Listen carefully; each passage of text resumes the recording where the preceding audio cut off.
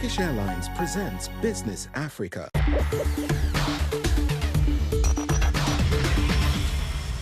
Bienvenue dans cette nouvelle édition de Business Africa. Je suis Afolake Oyinloye. Les titres. L'Angola accueille le sommet États-Unis-Afrique dans un contexte d'incertitude après les tarifs douaniers de Trump et la possible fin de l'AGOA. La controverse autour des crédits carbone, les États du Golfe comme l'Arabie Saoudite aident-ils réellement l'Afrique face au climat ou compliquent-ils la donne? À Goma, l'art devient un levier économique mêlant mémoire, revenus et paix dans un contexte d'insécurité. En tant que président de l'Union africaine, l'Angola co-organise le 17e sommet États-Unis-Afrique avec le Corporate Council on Africa. Ce sommet s'inscrit dans un effort mondial pour répondre aux tarifs douaniers imposés par l'administration Trump.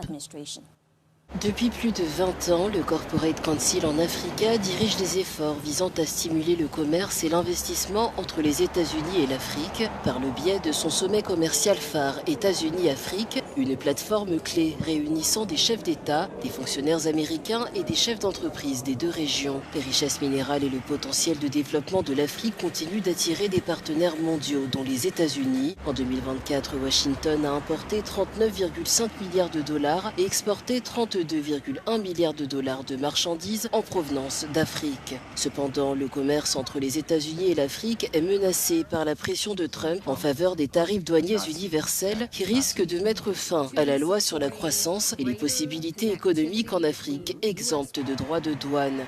Contrairement aux États-Unis, la Chine prévoit de supprimer les droits de douane sur les importations en provenance des 53 pays africains avec lesquels elle entretient des relations diplomatiques. Lors du sommet, les délégations africaines et américaines visent à conclure des accords et à explorer des partenariats dans des secteurs clés comme l'énergie, les infrastructures, l'agro-industrie, la santé et le numérique en plein essor. L'Angola cherche à renforcer son leadership régional et attirer des investissements, notamment pour le corridor de Lobito qui doit relancer la liaison ferroviaire entre Lobito, la RDC et la Zambie.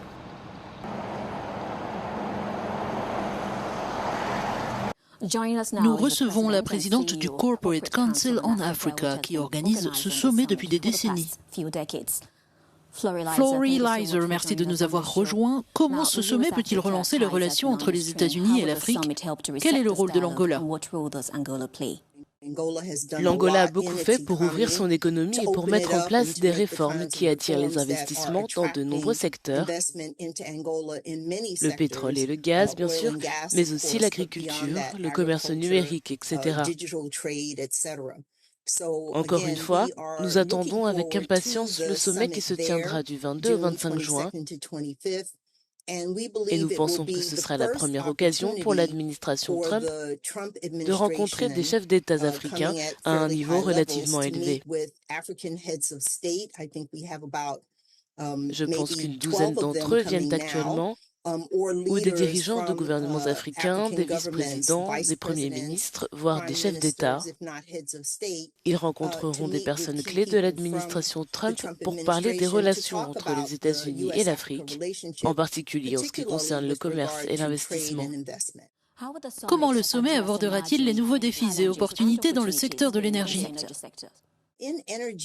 Dans le domaine de l'énergie, nous avons discuté de l'énergie et de sa promotion, qu'il s'agisse des sources d'énergie traditionnelles comme le pétrole et le gaz ou des énergies renouvelables.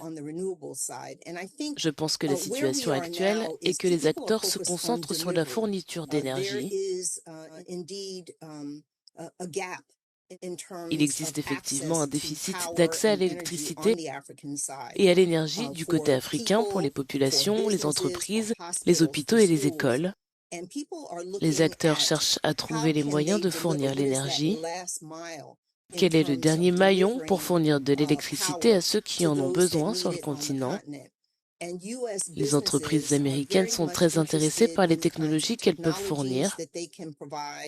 Nous savons que, comme je l'ai dit, certains acteurs des secteurs traditionnels du pétrole et du gaz présentent d'énormes opportunités, mais aussi ceux qui s'intéressent à l'éolien, au solaire et à l'hydroélectricité. Nous accueillerons également des PDG et des cadres supérieurs d'entreprises du secteur de l'énergie pour discuter des investissements nécessaires dans le secteur énergétique en Afrique.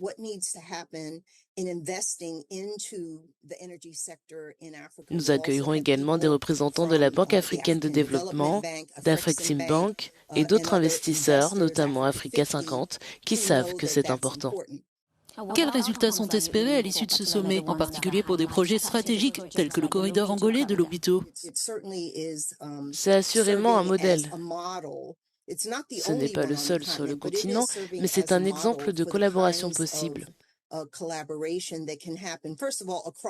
Tout d'abord, les projets régionaux transfrontaliers en Afrique sont un véritable moyen de faciliter l'avancement des projets d'infrastructure. On évite ainsi un projet ferroviaire qui s'arrête à une frontière et doit ensuite reprendre à une autre. Il est crucial de réfléchir aux moyens de faciliter ces mouvements et ces projets d'infrastructures transfrontaliers. Je pense donc que le corridor de Lobito est un véritable modèle. Nous constatons que des pays d'Afrique de l'Ouest envisagent des projets transfrontaliers similaires qui seront importants.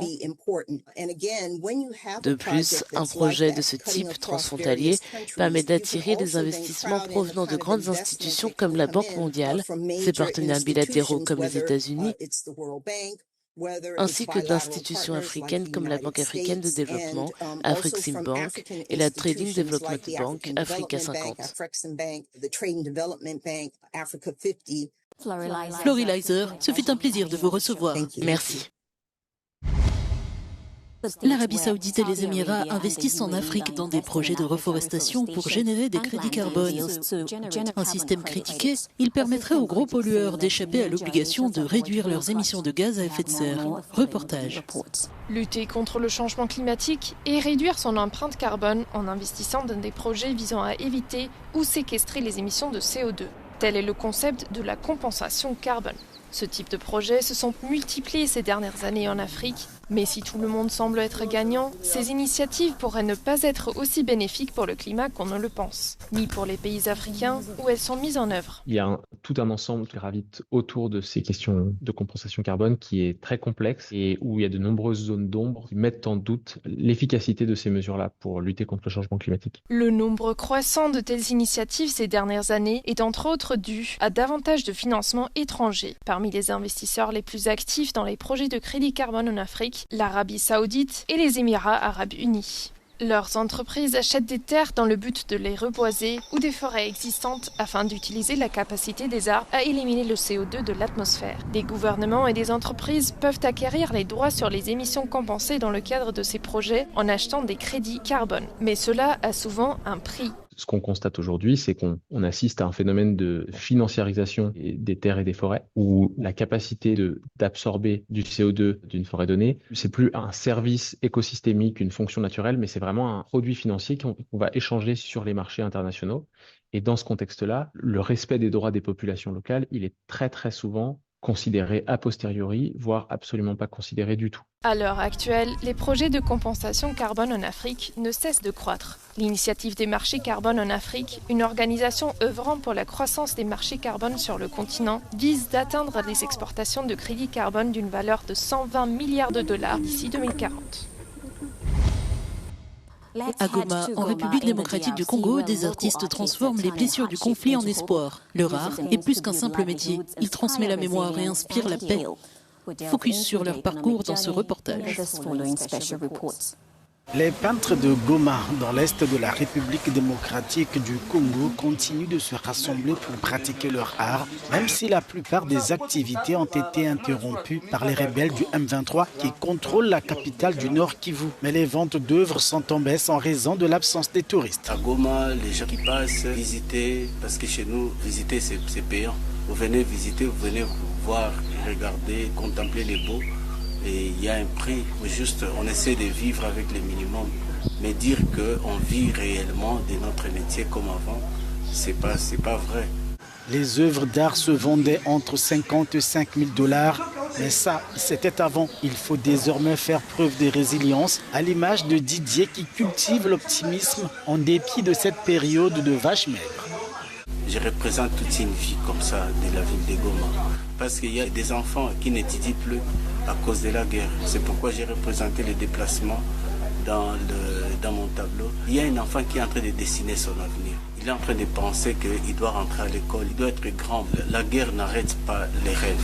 Les artistes se basent sur l'apprentissage et l'adaptation pour proposer des œuvres d'art dont les prix tiennent compte du marché local. Là maintenant, nous ne sommes pas plus focalisés sur comment ils vont vendre, mais pour comment ils vont continuer d'apprendre. Et aussi, pour moi et tous les autres artistes qui sont représentés à la galerie, nous essayons dans la mesure du possible de vendre à l'extérieur. Et c'est avec le peu de moyens qu'on a qu'on peut continuer à subvenir aux besoins de la galerie ici à Goma. Les créateurs sont incités à documenter l'époque à travers leurs œuvres. C'est la fin de cette édition de Business Africa. Merci de nous avoir suivis. Pour plus d'actualités économiques, restez sur Africa News et africanews.com. See you soon.